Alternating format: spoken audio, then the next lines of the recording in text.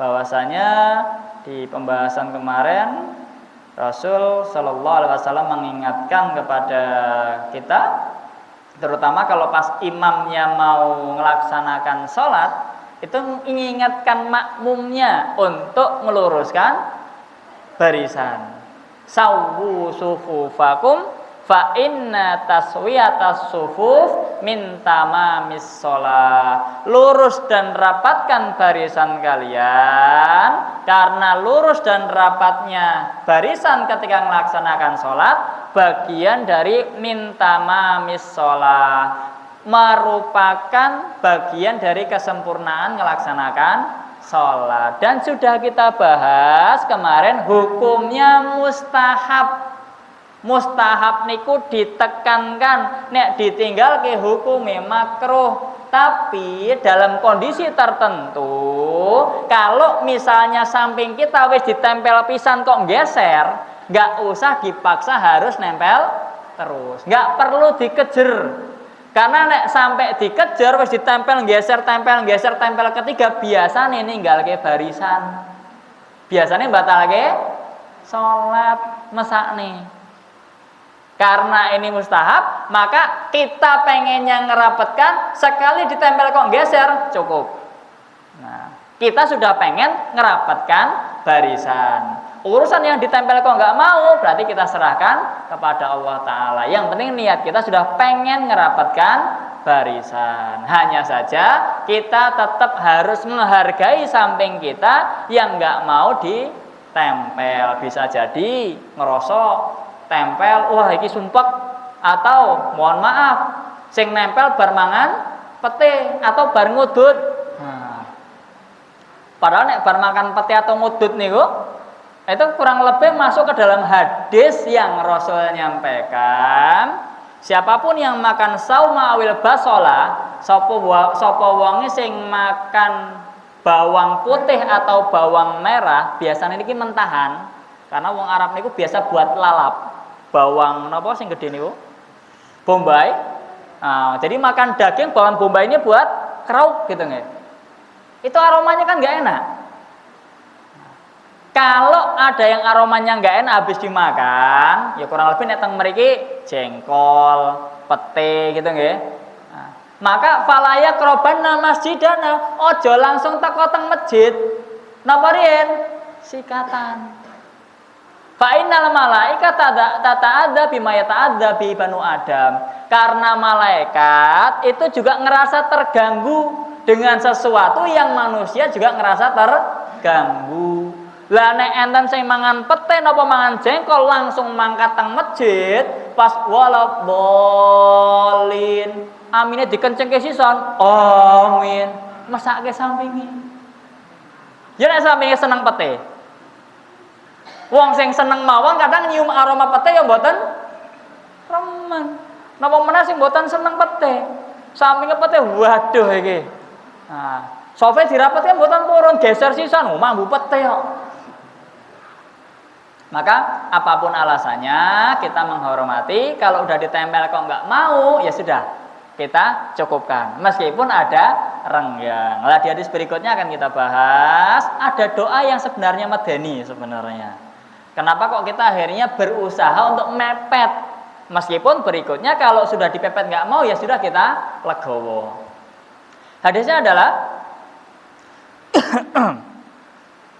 An-Nu'man bin Bashir radhiyallahu anhu qala, dari sahabat Nu'man bin Bashir, beliau berkata, sami'tu Rasulullah sallallahu alaihi wasallam yaqul, aku mendengar Rasulullah sallallahu alaihi wasallam bersabda, la tusawwunna sufufakum aw la yukhalifannallahu baina wujuhikum. Nah, hadisnya pendek tapi ancaman. Jadi ancamane iki dongane Rasul. Nggunakake takkid double, la tusawwunna, lane niku takkid penekanan, nun tasdite juga takkid penekanan. Berarti Rasul bahasa kene kowe tenanan milih ngeluruske soft. Nah, ya. Ampunan.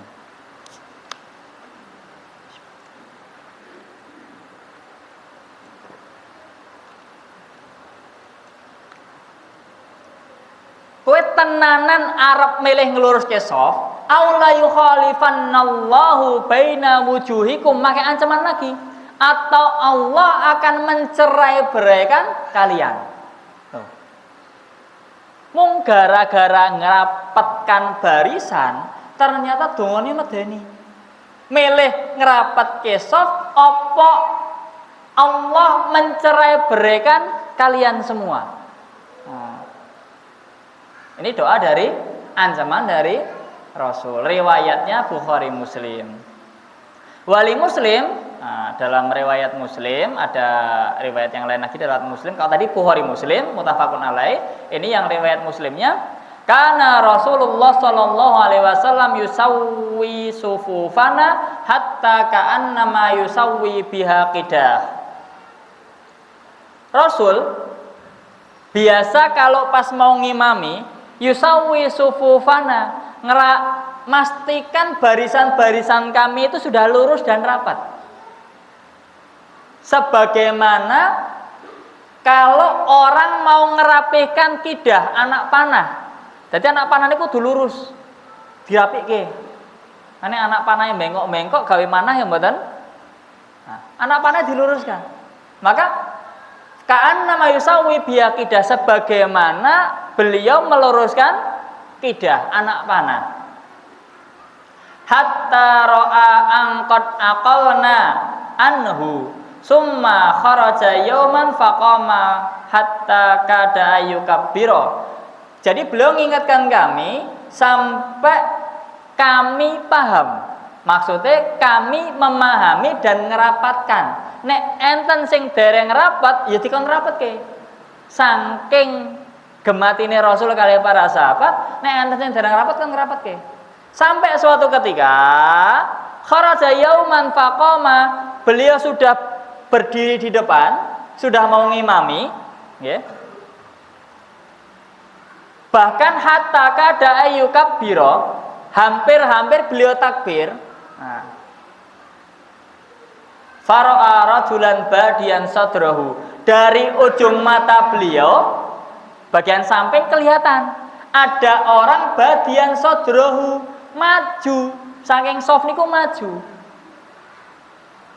Faqala, jadi keluar dari soft. Kan kadang nek kita berdiri ujung sana kelihatan nggih dari ujung mata gitu kan. Meskipun ngelihatnya depan, samping kanan kiri itu kelihatan. Apalagi kalau perempuan, ibu-ibu, pandangannya lebih luas dibandingkan pandangan laki-laki.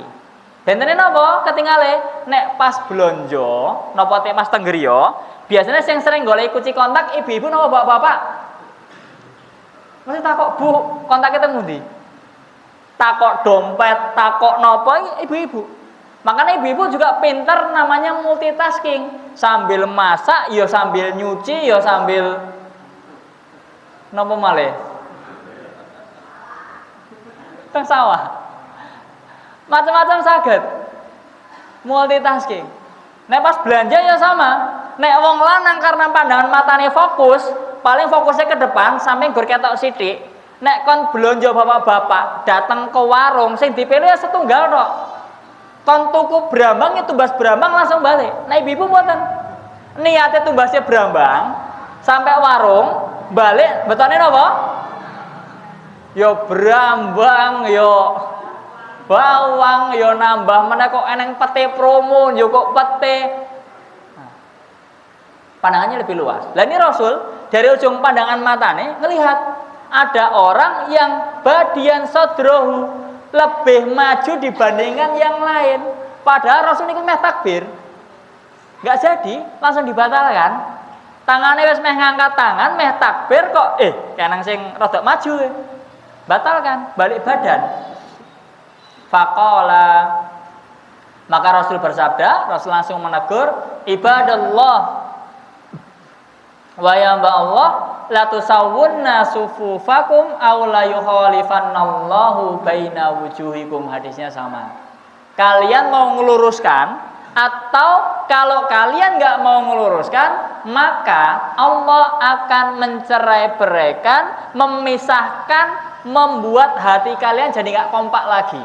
Nah, maka Rasul langsung mengingatkan di tempat. Kalau sudah masuk masjid, strata sosial hilang. Kalau pas enten apa? Enten hajatan apa enten acara sosialisasi niku kan. Niku sing kursi paling ngajeng niku biasanya kursi paling penak. Nggih. Kursi sofa. Niku biasanya gawe sing stratane rada dhuwur-dhuwur. Nek dhewe sing teko yo duduk depan diusir. Nah, mesti suruh milih yang agak tengah. Bahkan bisa jadi di antara kita ada yang nek teko yo ora dianggep, ilang yo ora eneng sing nggo goleki. Ayo sing paling ngarep niku biasane sing strata sosiale rada dhuwur. Entah kepala desa, Pak RT, RW atau tokoh masyarakat baru posisinya paling depan. Tapi kalau di masjid nggak kepake. Kalau sudah masuk masjid ya siapa yang pengen show pertama duluan ya silahkan. Maka strata sosial lagi nggak kepake. Meskipun berangkat dari rumah bawa mobil Pajero, sama yang berangkat dari rumah jalan kaki sendal selen, sing kanan warna kuning, sing kiri warna hijau, ya. Kalau sudah masuk masjid sama. Mau show pertama siapa duluan ya silahkan. Yang satu berangkat ke masjid pakai sendal selen, yang satu pakai sepatu sing regane pirang juta, ya sami. Nggak ada bedanya kalau udah masuk masjid. Sama semua, strata sosialnya hilang. Maka nggak ada lagi strata sosial, sehingga nggak boleh salah satu ngerosok, aku iki nang kene tokoh masyarakat, mosok sofe bareng podo aku tak rodok maju sithik lah. Nggak bisa. Ya kasusnya kayak niki. Rasulullah meh takbir, enten sing rodok maju sithik ngerosok, wah aku kok dipadake karo sing lain. Akhirnya Rasul saya mau takbir aja nggak jadi takbir. Batalkan dulu, ngingetkan ibadallah, hamba Allah, ojo sampai kaya ngono. Kalau kamu kayak gitu nggak mau ngerapatkan soft, nanti urusan kalian jadi tercerai berai. Wa iyai. Kita masuk ke penjelasan hadisnya. Dhahirul hadis, secara dhahir hadis ini membahasakan wujub ta'dili sufuf wa tahrim ta'wijiha. Nah, jadi secara dohirnya, secara tekstualnya hadis ini, karena Rasul mewajibkan untuk ngerapatkan soft, nek ora gelem rapat maka ati bisa tercerai berai. Berarti kira-kira hukum ini napa? Wajib napa sunah? Wajib. Kalau pakai hadis yang ini. Karena nek ora gelem ngerapatke, hati langsung Allah ancam dengan tercerai berai. Wis ora nang kekompakan malih. Secara dohirnya hadis seperti itu. Makanya kami sering diingatkan dahulu, kalau mau belajar masalah ayat atau hadis ahkam, jangan lupa membaca hukum fikihnya atau penjelasan dari hadis ahkamnya. Ben nopo? Ben ora atosan. Ben orang ngrasa aku sing paling bener. Nek maca hadis niki dohire jelas, hukumnya wajib, selesai. Hadisnya sahih Bukhari, Muslim, tingkatan yang paling dhuwur. Masalahnya kalau kita bandingkan akhirnya, walakin yujad fi ba'dil ahadis as-sahihah, tapi ada hadis sahih yang lain, yang ternyata tidak syadid niku keras, tidak sekeras, tidak sesangar itu, sehingga menggeser hukum yang tadinya kalau secara dohir, secara tekstualnya ini wajib, bergeser kepada mustahab, sunnah, wal karohiyah asyadidah li'iwajiha, dan menjadi makruh yang benar-benar makruh untuk kalau misalnya nggak mau meluruskan. Secara tekstualnya ketoke wajib karena ancamannya cukup mengerikan. Tapi karena ada hadis yang lain yang menjelaskan sebagaimana kemarin, hadisnya adalah fa inna taswiyatas sufuf min tamamis shalah, bagian dari kesempurnaan, bukan syarat sah salat. Jadi salatnya tetap sah, bukan menjadi syarat wajib juga. Makanya bergeser yang tadinya kelihatannya hukumnya wajib, bergeser menjadi hukumnya sunnah. Disinilah perlunya kita untuk kalau pas ketemu dengan ayat-ayat ahkam atau hadis-hadis ahkam, ayat atau hadis yang membahas masalah hukum, perlu dibaca hukum fikihnya atau syarah penjelas dari hadis tersebut. Ben boten dadi atosan, ben boten emosinan, ben boten ngerasa aku sing paling bener, laine salah. Gitu nggih? Nah, hadis-hadis yang lain juga sama. Termasuk contoh yang lain yang pernah kita contohkan. Kalau masalah buang hajat, kemarin sudah kita bahas, nggak boleh mustaqbilal kiblah wala mustadbiroha. Nggak boleh menghadap kiblat atau membelakangi kiblat. Walakin syariku au gharibu, tapi suruh nyari arah yang lain. Kalau posisinya di Madinah, suruh menghadap ke arah timur atau menghadap ke arah barat. Nek posisinya kita berarti menghadap ke arah utara atau ke arah selatan. Tapi ternyata ada hadis yang lain. Hadis dari Abdullah bin Umar. Raqitu yauman ala baiti Hafsah. Jadi Abdullah bin Umar suatu hari naik ke rumahnya Hafsah. Dan dari atas melihat Rasul yaqdi hajatahu mustaqbil Syam mustadbirul Ka'bah. Rasul sedang buang hajat, menghadap ke arah Syam dan membelakangi Ka'bah. Sehingga kalau kita bahas ke dalam hukum fikih, menghadap selain Ka'bah itu ada kondisi tertentu. Kalau di luar ruangan, maka wajib mencari arah selain Ka'bah atau membelakangi Ka'bah. Tapi kalau di dalam ruangan, maka statusnya makruh, tapi tidak sampai ke dalam keharuman. Karena Rasul pas di dalam bangunan sempat dikelihatan sama Abdullah bin Umar membelakangi Ka'bah dan menghadap ke arah Syam. Itulah fungsinya biar tidak terlalu, wah pokoknya kudu kaya ngene, enggak. Kalau masalah hadis ahkam atau ayat ahkam, perlu kita baca penjelasannya.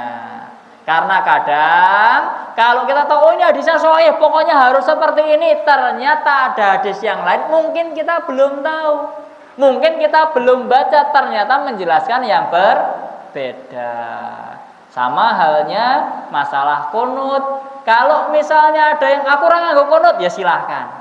Yang satu lagi, wah aku harus pakai kunut, nek lupa kunut harus sujud sahwi, ya silahkan. Masing-masing bener, sing ra bener, sing ra salat subuh. Gegeran gara-gara masalah kunut sampai tengah wengi, wayahe subuh malah bablas nggak bangun. Itu yang masalah. Pokoknya mau ikut yang kunut silahkan, yang nggak kunut silahkan. Tinggal ngikut siapa?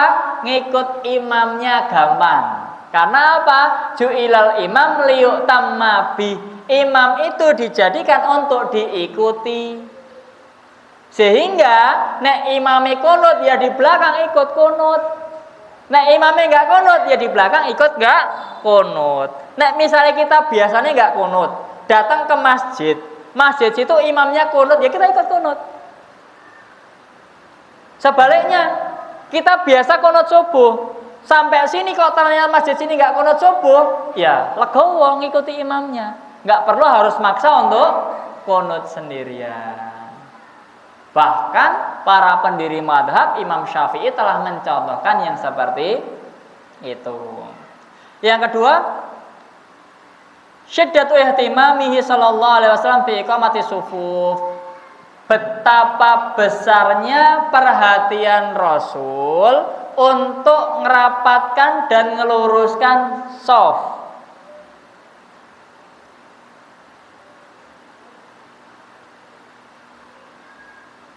Faqad kana yatawalla ta'diliya biyadihi al-karimah, sampai beliau nek ngeluruske kadang langsung pakai tangan beliau yang mulia. Jadi beliau nggak segan-segan untuk geser atau ngerapatkan, nyuruh ngerapatkan langsung dengan tangan beliau. Yang ketiga, annal jaza min jinsil amal, bahwasanya balasan itu sesuai dengan amalan yang dilakukan. Kenapa di sini dibahasakan la tusawwunna sufufakum aw la yukhalifanallahu baina wujuhikum? Dijelaskan oleh pensyarah bahwa kalau misalnya ada orang yang ngerasa luweh apik dibanding yang lain, ngerasa strata sosialnya luweh dhuwur dibandingkan yang lain, sehingga pas sholat niku mboten purun sak barisan malah milih rodok maju, nggih. Berarti milih maju sak jengkal gitu kan. Wah, aku tokoh desa kok mosok bareng gitu sak soft. Enggak, saya rodok maju.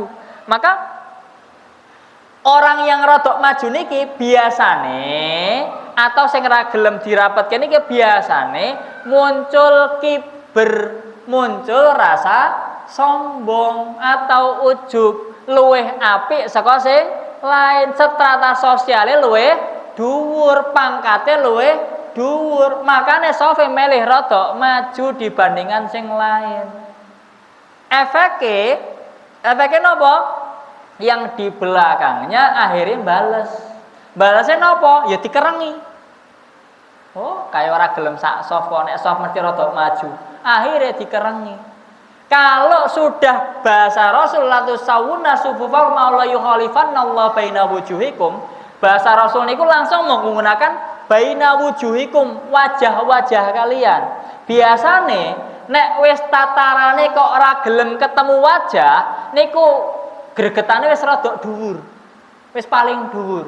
Nek gur ati kan kadang gelem ketemu. Tuh nggih. Nek gur ati tok sing gregetan, ati ra seneng iki misale. Paling ya gur dresula tok, alah iki meneh.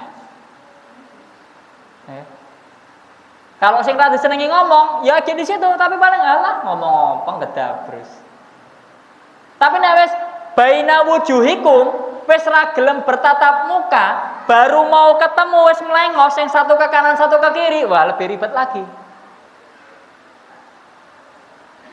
Arep blonjo sampai warung kok ketemu wong sing ra disenengi, alah iku menenang orang polisi lah ngenteni. Nah, berarti nek wis sampai tataran baina wujuhikum iku wis tingkatane paling dhuwur ra senenge. Makane jazak min jinsil amal. Nek wong sing biasa nebar gawe jarak, biasane wong lain juga akhirnya ikut-ikutan milu jaga jarak. Kalau kita nggak senang sama orang lain karena ngerasa Allah kowe ra level karo aku, akhirnya sama nanti gantian. Orang lain juga nggak mau bergaul sama dia karena ngerasa Allah dia sering pilih-pilih kawan. Sama, misale nek enten tiang sing teko teng griyane dhewe mau minjem uang, aslinya ya punya. Tapi wah, nyile terus ngutang terus. Enggak eneng. Nah, nanti gantian biasane. Pas dilalah dhewe sing butuh, teko nanggon tiang sing senek datang ke tempat orang lain, gantian. Akhirnya kita juga ditolak dari bantuan. Pas wayahe kerja bakti ra gelem kerja bakti, nanti gantian pas rumahe punya hajatan, orang-orang juga malas pada datang. Min jinsil amal, sesuai. Maka kalau kita pengen orang lain baik sama kita, kita juga harus baik sama orang lain. Kalau kita pengen diomong baik sama orang lain, maka kita ngomong orang lain juga dengan bahasa yang baik. Wong kita ngomongnya bentak-bentak, ngomongnya ora sopan, kok berharap orang lain ngomongnya sopan sama kita? Nggak bisa. Soft sholat seperti itu mengajarkannya. Maka terkait masalah soft sholat ini juga kita diajarkan untuk persatuan dalam satu hari 5 waktu, subuh, duhur, asar, maghrib, isya. Diingatkan oleh imam kalau yang sholat jamaah di masjid, sawu sufufakum, maka secara tidak langsung kita telah diajarkan untuk menjaga persatuan, menjaga kekompakan, sehingga kalau misalnya ada perbedaan yang masih bisa ditolerir, sama-sama ada dalilnya, atau hanya perbedaan pendapat dalam memandang sebuah dalil, maka harus saling legowo dan mencari titik tengah. Mohon maaf, kalau Idul Fitri kemarin enten sing beta mboten teng mriki? Sami nggih? Atau enten? Enten sing Kamis, Jumat, enten sing Setu? Enten nggih. Nek Idul Fitri kan mboten terlalu ketinggal. Idul Adha niki rada medeni. Nek misale Idul Adha ada yang tanggal 27 atau ada yang tanggal 26 misale, nggih. Kok enggak gelem saling tasamu, enggak mau saling untuk menguatkan, saling memahami, sing tanggal 26 pokoknya kabeh sapi dibeli tanggal 26. Padahal enten sing lebaran tanggal 17. Maka sing lebaran tanggal 17 ibadah kurbane kabeh ora sah. Karena napa? Disembelih sadereng salat Id. Kalau misalnya ada perbedaan, maka yang sholat id duluan harus legowo, nyembelihnya diundur. Karena waktu untuk penyembelihan hewan kurban itu ada 4 waktu. 1 tanggal 10 Dzulhijjah pas Idul Adha, ditambah 3 hari tasyrik tanggal 11, 12 dan 13. Jadi nek misalnya sing lebaran dhisik,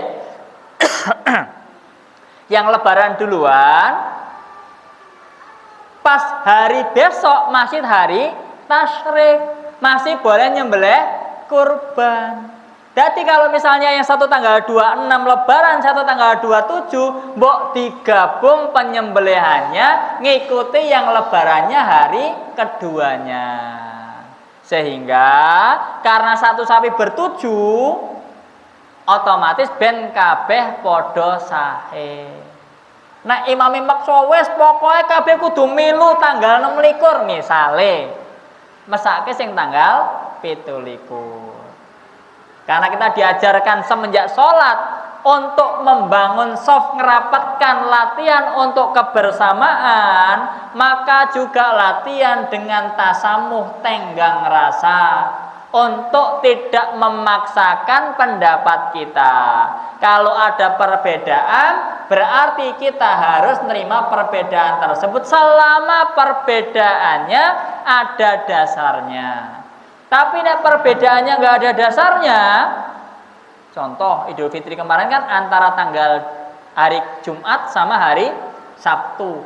Kalau ada kok yang milih hari Kamis atau hari Ahad, lah ini baru masalah.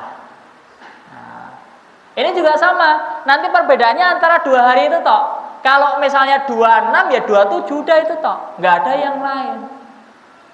Karena yang satu menggunakan ru'yatul hilal, yang satu menggunakan hisab. Tinggal nanti ngikuti bagaimana keputusannya masing-masing. Yang jelas, kalau misalnya kok di sini ada yang milih lebaran duluan, misalnya kok berbeda, atau ada yang lebarannya karena ngikuti di sana di Mekah sudah wukuf kemudian milih tanggal 9 sehingga berikutnya tanggal 10, maka harus legowo kalau ada yang lain nggak sama dengan pendapat kita. Maka sapinya untuk jalur selamat dipilihnya lebaran, dipilihnya pas hari berikutnya, diakhirkan bersama yang lebaran kedua sehingga penyembelihannya tetap sah. Nih, karena sudah diajarkan untuk tenggang rasa, untuk menyatukan kesatuan semenjak kita latihan sholat 5 waktu. Yang keempat, ghadabun Nabi sallallahu alaihi wasallam ala ikhtilafis shaf fayaqtadil hadar min dalik. Rasul niku marah. Makanya kita perlu berusaha menjaga shaf karena sebagai bentuk keseriusan kita agar tidak mendapatkan ancaman doa tadi. Ancamannya la yukhalifannallahu baina wujuhikum. Rasul ndongake nganceme dengan ancaman taukid, ditekan 2 kali dengan lam sama dengan nun. Maka sebagai bentuk keseriusan kita, nek pas enten soft sing kanan nopo kiri ini kok mboten rapet, kita geser. Itu sebagai bentuk keseriusan kita, ngerapetke. Kalau yang dirapatkan nggak mau, ya sudah selesai. Paling tidak sebagai bentuk keseriusan kita, kita kiambak milih ngerapatkan soft. Karena Rasul marah ketika ada sahabatnya yang tidak ngerapatkan soft. Bahkan beliau sudah mau takbir pun batalkan sholatnya dulu, nggak jadi takbir. Milih ngingatkan dulu, ngasih pengetahuan kepada para sahabat langsung di waktu itu. Dan yang kelima, fihi jawazul kalamul imam fi ma bainal iqamah wa shalah lima yu'radu minal hajah. Jadi antara iqamah dengan sholat, imam sholat diperbolehkan berkata-kata, diperbolehkan mengucapkan sesuatu di luar taswiyah tadi. Kan biasanya cuma sekedar sawu sufufakum gitu ya, lurut dan rapatkan shaf. Tapi di kesempatan yang lain, kalau misalnya dibutuhkan ucapan yang lain, maka imam diperbolehkan mengucapkan ucapan yang lain. Contohnya tadi, Rasul karena melihat ada yang badian sodrohu rodok maju, maka beliau langsung mengingatkan saat itu juga, nggak nunggu selesai sholat. Maka sama, kalau misalnya di kondisi tertentu imam butuh ngasih penjelasan, maka jelaskan saat itu juga. Karena khawatir di antara makmum ada yang nggak ngerti. Contoh kasus yang terjadi di masjid tempat kami, tapi masjid utara. Kalau saya masjid selatan. Di masjid utara itu ada kasus. Jadi orangnya cerita ke saya, kenapa kok imam harus memberitahu dulu? Kasusnya apa? Kalau hujan pas waktu maghrib, selesai salam sholat maghrib, di sana dilaksanakan sholat jamak mator. Jamak karena hujan. Jadi selesai sholat maghrib, salam kok masih hujan, maka langsung bangkit melaksanakan sholat isya. Jamak mator, jamak karena hujan. Yang di rumah nggak berangkat ke masjid gara-gara hujan, pahalanya sama dengan ketika dia melaksanakan ke masjid kalau sudah biasa melaksanakan sholat maghrib di masjid. Yang berangkat ke masjid dapat bonus. Bonusnya apa? Sholatnya langsung dijamak maghrib kali isya. Lah ternyata waktu selesai sholat maghrib, ada jamaah yang baru hijrah, baru gelem sholat kasarane, baru gelem sholat teng masjid. Lah pas sholat maghrib selesai, imami bangkit, bingung loh, coba ini kok kabeh do ngadeg, ikut ngadeg juga dia, ikut berdiri juga. Pas berdiri ikut sholat juga, aslinya bingung, ki sholat apa? Jadi semenjak rokaat pertama sampai ramung rokaat keempat, yo ikut sholat karena malu. Aku mau duduk, yo isin ngadeg tapi bingung iki sholat nopo. Akhirnya rampung sholat, bilang-bilang ini nemui saya nanya, Pak, aku tadi sholat, tapi bingung sholat apa. Terus pas waktu isya, saya pindah ke Masjid Kidul, melaksanakan sholat isya lagi. Masjid Utara sholatnya 4 rokaat kayak sholat isya, tapi aku bingung, aku gak ngerti. Maka kami jelaskan, kami sendiri kalau mau jamak biasanya tetap kami ulang-ulang. Kami nyampaikan terus bahwa ini mau melaksanakan sholat jamak mator, sholat isya karena hujan. Sehingga nanti pas wayai adzan isya, bapak-bapak dan ibu-ibu yang ikut sholat bersama kami ini nggak perlu lagi melaksanakan sholat isya. Dan ini diniatin niat melaksanakan sholat isya. Maka kami akan mengingatkan terus. Antisipasi kalau ada orang-orang yang kayak tadi masih belajar hijrah pengen melaksanakan sholat di masjid, kok ternyata ngepasi jamak motor, bingung. Atau bahkan ada lagi, pernah kasus kejadian, saya waktu itu nyaksikan sendiri secara langsung gimana carut marutnya sholat, gara-garane imame sholat baca ayat sajdah tanpa pemberitahuan ke jamaah, sementara jamaah nggak semuanya orang ngerti itu ayat sajdah. Nek rampung moco langsung sujud. Karena jenenge teng masyarakat nggak semuanya milu pengawasan. Contoh kan sholat maghrib tadi kata saya milu pengawasan separuh, kan nggak semuanya. Makanya nggak semuanya tahu. Tapi pas sholat lebih banyak yang berangkat. Lah pas sholat ngimami baca ayat sajdah langsung sujud. Yang belakang do bingung loh, kok sujud? Bubar. Yang belakang celinga-celingu ada yang nanya, "Iki sujud apa?" Batal yang nanya. Saya ditakok ya jawab loh. Ya batal juga, nih enggak jawab masih lanjut. Ada yang sebagian ikut imamnya sujud, ada sebagian lagi rukuk karena ngelihat ininya turun kan, ada yang rukuk, ada juga yang berdiri celinga-celingu, "Iki ngopo?" Gara-garane imame mau melaksanakan sunnah, baca ayat sajdah langsung sujud, tapi tanpa pemberitahuan. Makanya cukup bijak, saya pernah ketemu juga ada imam, pas saya mampir di salah satu masjid, dia bijak beritahu, nanti insya Allah saya akan baca ayat sajdah, sehingga pas saya membaca ayat itu saya akan sujud. Jenengan semua nanti ngikuti saya sujud. Bacaan sujudnya seperti ini, ngasih edukasi. Maka di poin ini, imam kalau dibutuhkan untuk ngasih penjelasan kepada makmum antara iqamah sama takbir sama sholat, maka diperkenankan. Terutama untuk menghindari terjadinya fitnah, menghindari terjadinya kerancuan di antara jamaah. Wallahu a'lam bishawab. Demikian yang dapat kami sampaikan dalam pertemuan hari ini. Semoga ada pelajaran yang bisa kita petik, kita amalkan di kemudian hari. Atas segala hilaf saya minta maaf, dan kepada saya minta ampun.